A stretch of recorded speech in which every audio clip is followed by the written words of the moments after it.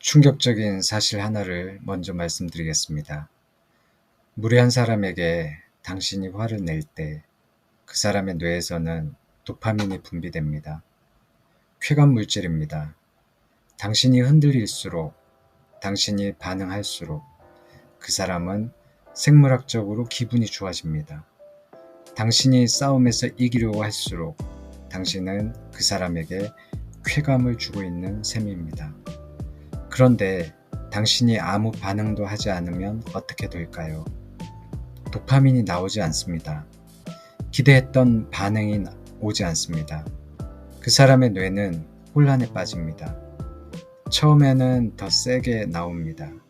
반응을 끌어내려고 합니다. 그래도 당신이 흔들리지 않으면 그때부터 그 사람은 스스로를 의심하기 시작합니다. 내가 틀렸나? 내가 우스운 건가? 아무도 내 말에 반응하지 않는다면 내가 아무 힘이 없다는 뜻인가? 그것이 진짜 고통입니다. 당신에게서 오는 것이 아니라 그 사람 스스로가 만드는 고통입니다. 당신은 아무것도 하지 않았습니다. 그냥 거기 있었을 뿐입니다. 그런데 그 사람은 스스로 무너집니다. 이것이 침묵이 싸움보다 강한 이유입니다. 싸우면 당신의 에너지가 소진됩니다. 하지만 침묵하면 그 사람의 에너지가 소진됩니다. 당신은 전혀 소모되지 않으면서 상대는 혼자 지쳐갑니다.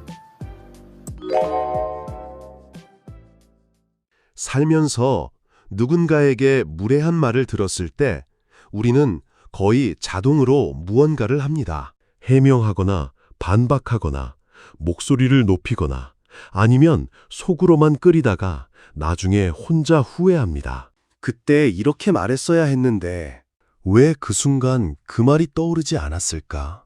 이 반응은 타고난 것이 아닙니다. 오랜 시간 동안 학습된 것입니다.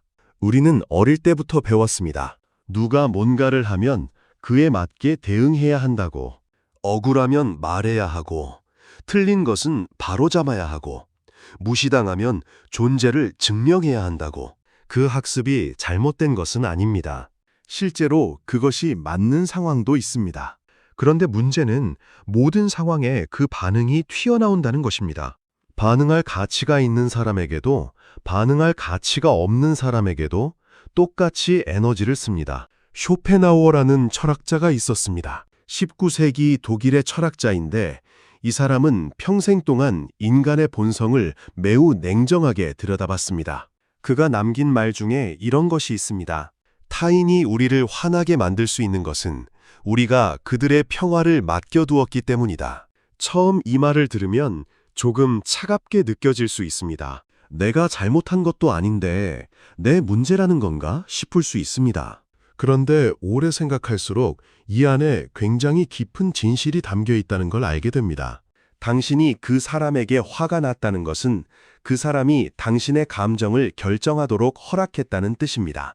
그 허락이 어디서 왔느냐가 핵심입니다. 그 사람이 빼앗아 간 것이 아닙니다. 우리가 그렇게 반응하도록 오랫동안 훈련되어 있었던 것입니다. 그러니까 오늘 이야기는 그 훈련을 다시 살펴보는 것에서 시작합니다. 정말로 모든 무례함에 반응해야 하는가? 아니면 반응하지 않는 것이 때로 더 강한 행동인가? 반응이 역효과를 내는 이유를 한번 생각해 봅시다. 무례한 사람이 당신에게 어떤 말을 던집니다. 당신이 즉각 반응합니다. 설명하거나 반박하거나 화를 냅니다. 그 순간 무슨 일이 일어나느냐? 상대가 원하는 것을 받은 것입니다. 당신의 반응, 당신의 감정적 흔들림, 그것 자체가 그 사람이 원했던 것입니다. 무례한 사람들은 대부분 당신의 논리를 반박하기 위해 그 말을 한 것이 아닙니다. 그들은 반응을 원합니다. 자신이 상황을 통제하고 있다는 느낌, 당신을 움직일 수 있다는 느낌, 그 느낌이 그들의 목적입니다.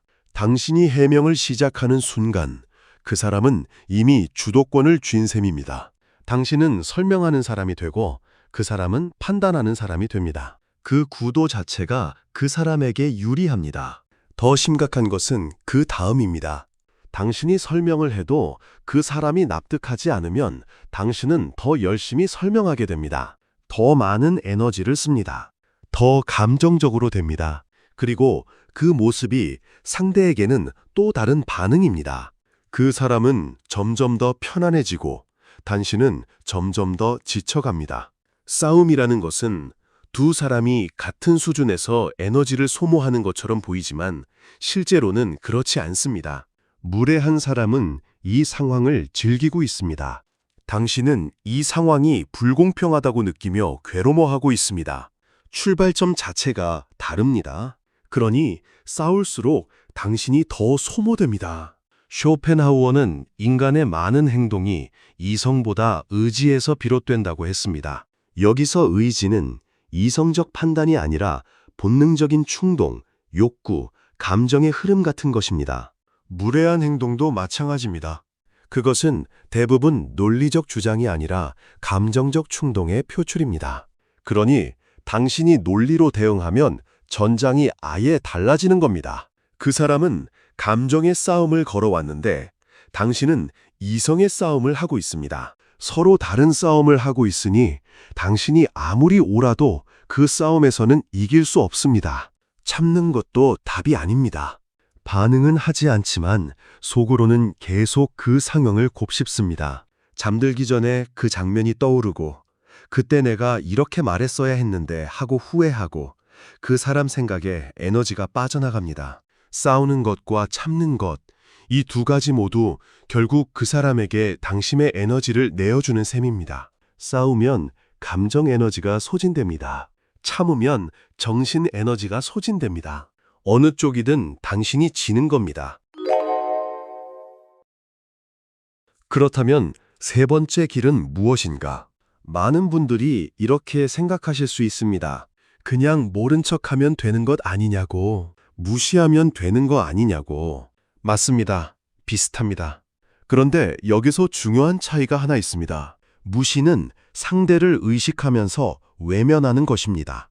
진정한 침묵은 상대에 대한 관심 자체를 거두는 것입니다.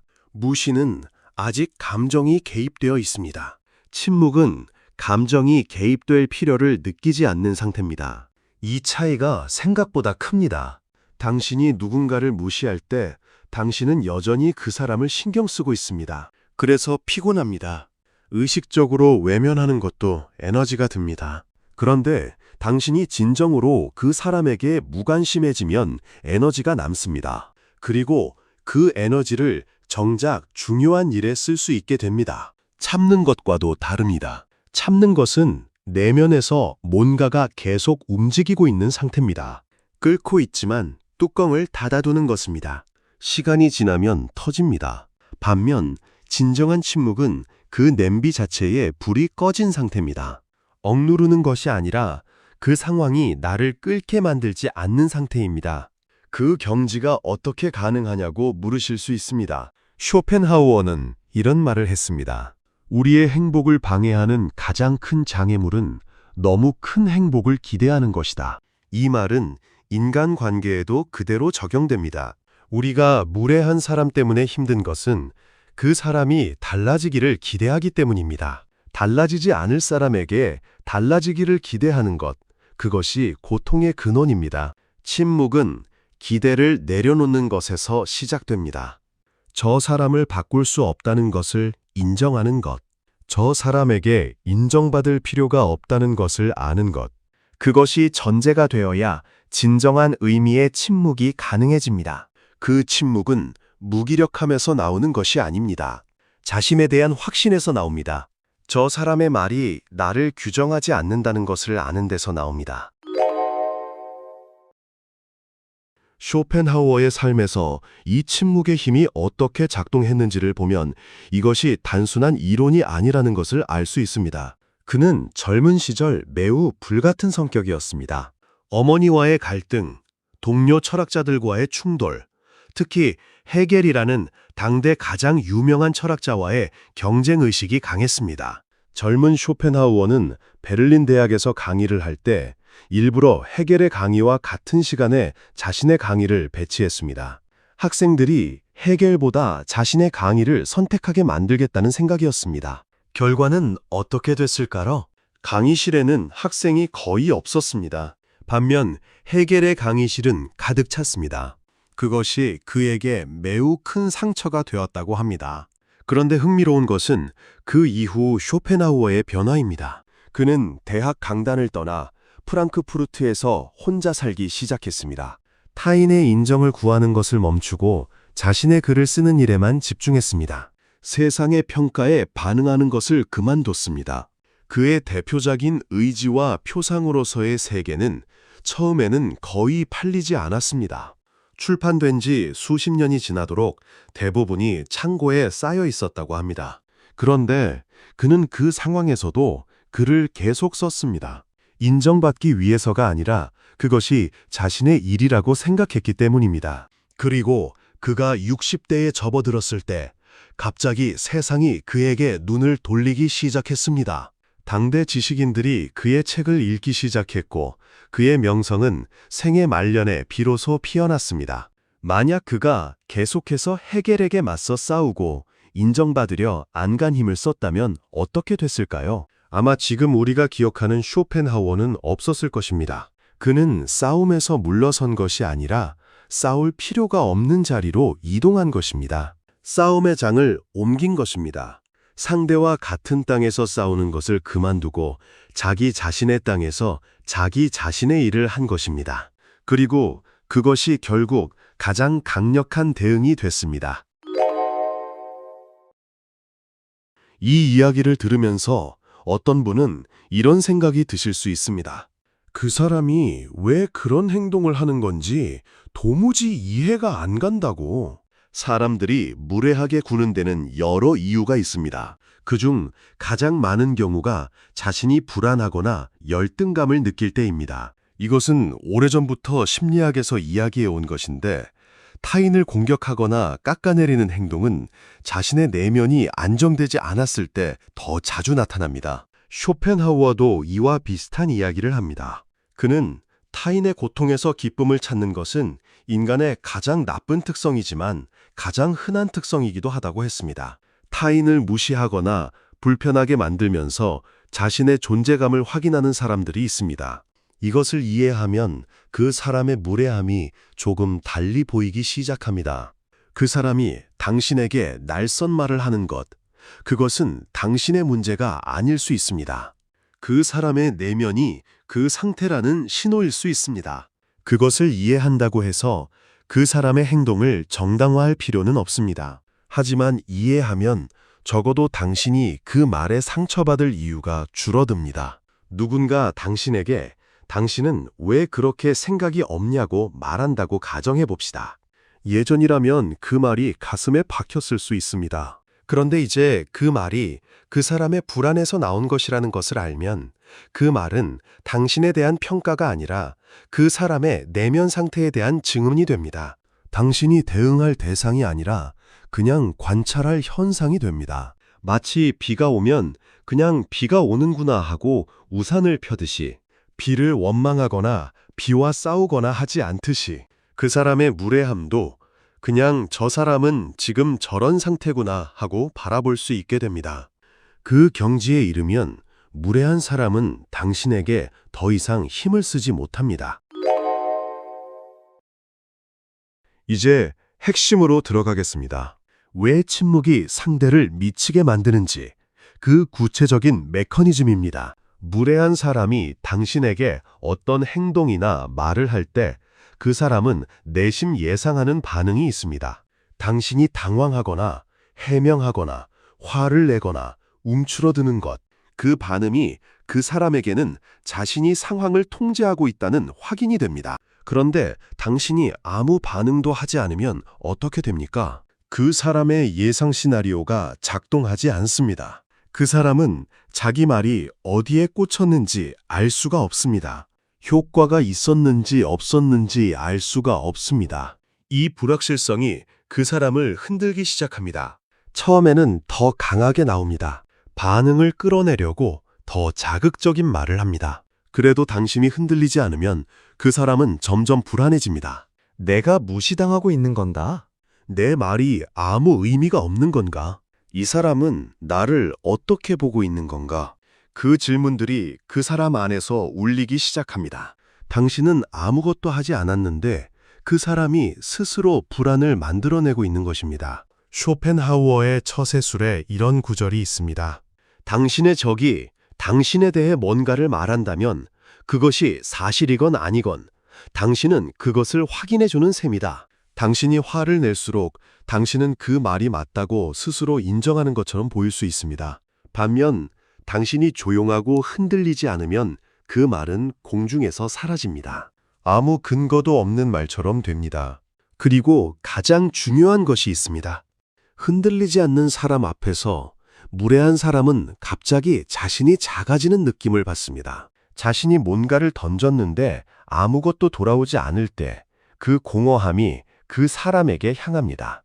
결국 그 공허함이 그 사람을 가장 불편하게 만듭니다. 싸워서 지는 것보다 상대가 반응조차 하지 않는다는 것이 더 깊은 패배감을 줍니다. 왜냐하면 그것은 자신이 상대에게 아무 의미도 없다는 뜻처럼 느껴지기 때문입니다. 그렇다면 실제 상황에서 어떻게 해야 하는지를 구체적으로 생각해 보겠습니다. 무례한 사람과 마주치는 상황은 비슷비슷합니다. 그 사람이 당신에게 어떤 말이나 행동을 합니다. 그리고 당신 안에서 무언가가 움직입니다. 그 순간이 중요합니다. 보통은 그 반응이 즉각적입니다.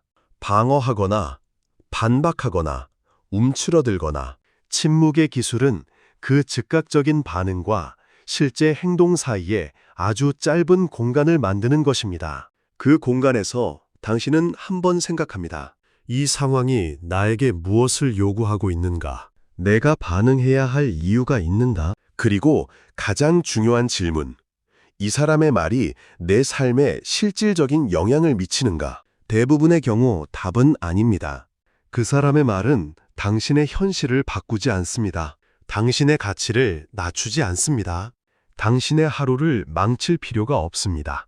그것을 깨닫는 순간 침묵은 선택이 됩니다. 강요된 참음이 아니라 자유롭게 선택한 고요함이 됩니다. 때로는 경계를 명확히 해야 할 때도 있습니다. 특히 그 사람의 행동이 당신이나 주변 사람에게 실질적인 피해를 줄 때 침묵만으로는 부족할 수 있습니다. 그럴 때는 말합니다. 하지만 그 말은 짧고 명확합니다. 감정이 실려 있지 않습니다. 저는 그렇게 생각하지 않습니다. 그 말은 저에게 적절하지 않습니다. 그 이상도 이하도 아닙니다. 설명하지 않고 해명하지 않고 상대방을 설득하려 하지 않습니다. 그 짧은 한마디가 긴 논쟁보다 훨씬 강하게 느껴질 때가 있습니다. 쇼펜하우어는 이런 말을 했습니다. 예의 바른 태도란 가짜 동전과 같다. 진짜 동전을 낭비하는 것은 어리석지만 가짜 동전을 쓰지 않는 것도 어리석다. 모든 사람에게 진심 어린 감정을 다 쏟아붓는 것도 낭비지만 사회적으로 필요한 말 한마디조차 하지 않는 것도 지혜롭지 않다는 것입니다. 당신이 선택한 말만 하는 것, 감정에 끌려다니는 말이 아니라 당신이 판단해서 필요하다고 여기는 말만, 그것이 침묵에서 나오는 말의 힘입니다. 이 이야기를 들으시면서 어떤 분은 이런 생각이 드실 수 있습니다. 나는 평생 참으며 살아왔는데 이게 내가 해온 것과 뭐가 다른가? 우리 세대 50대, 60대, 70대의 삶에 돌아보면 참는 것에는 이미 많이 익숙합니다. 평생을 살면서 수없이 참았습니다. 직장에서, 가정에서, 사회에서 그 참음이 잘못된 것이 아닙니다. 그 시간들이 쌓여서 지금의 당신이 있습니다. 그런데 그 참음이 침묵의 힘으로 승화되지 않으면 그것은 그냥 억압입니다. 억눌린 감정이 됩니다. 쌓이다 보면 언젠가 엉뚱한 못에서 터져나옵니다. 정작 중요한 관계에서 정작 사랑하는 사람에게 쏟아지기도 합니다. 진정한 침묵은 억압이 아닙니다. 그것은 자유의 한 형태입니다. 내가 이 상황에서 반응할 수 있는데 선택하지 않는 것, 그 선택권이 나에게 있다는 것을 아는 것, 그것이 중요하니가. 어쩔 수 없어서 참는 것과 내가 선택해서 반응하지 않는 것은 완전히 다른 경험입니다. 같은 행동이지만 내면의 상태가 다릅니다. 전자는 소진되고 후자는 오히려 힘이 생깁니다. 쇼펜하우어는 나이 든 사람이 젊은 사람보다 집착을 내려놓는 법을 배웠기 때문이라고 했습니다. 살면서 많은 것을 겪으셨다면 이미 그 재료들이 당신 안에 쌓여 있습니다. 그 경험들이 지금 이 순간 흔들리지 않는 힘의 근거가 됩니다. 어릴 때였다면 무너졌을 상황에서 이제는 그냥 지나칠 수 있는 것들이 있지 않으신가요? 그것이 이미 침묵의 힘이 당신 안에서 자라고 있다는 신호입니다. 침묵이 가능하려면 한 가지 전제가 필요합니다. 자기 자신을 아는 것입니다. 쇼펜하우어는 자기 자신을 정직하게 바라보는 것의 중요성을 강조했습니다. 그는 타인의 시선이나 평가에 집착하는 것을 어리석은 일이라고 했지만 동시에 자기 자신에 대한 환상을 품는 것도 경계했습니다. 자신을 있는 그대로 아는 것, 그것이 외부의 말에 흔들리지 않는 근거가 됩니다. 완전히 근거 없는 말은 사실 그렇게까지 마음을 흔들지 않습니다. 어느 정도 마음에 거리는 부분이 있을 때 그 말이 더 아프게 느껴집니다. 누군가 당신에게 어떤 말을 했을 때 그 말이 아프다면 한번 생각해 볼 수 있습니다. 왜 이 말이 아프게 느껴지는가? 저 사람이 완전히 틀렸다면 그냥 어처구니 없게 느껴졌을 것입니다. 그런데 어떤 부분이 마음에 걸린다면 그것은 어쩌면 내가 이미 알고 있는 무언가에 대한 신호일 수 있습니다. 그것을 회피하는 대신 조용히 들여다보는 것, 그것이 당신을 더 단단하게 만드는 길이 됩니다. 자기 자신을 잘 알고 자신의 약점도 강점도 솔직하게 인정하는 사람은 타인의 말에 덜 흔들립니다. 왜냐하면 이미 자신이 그것을 알고 있으니까요.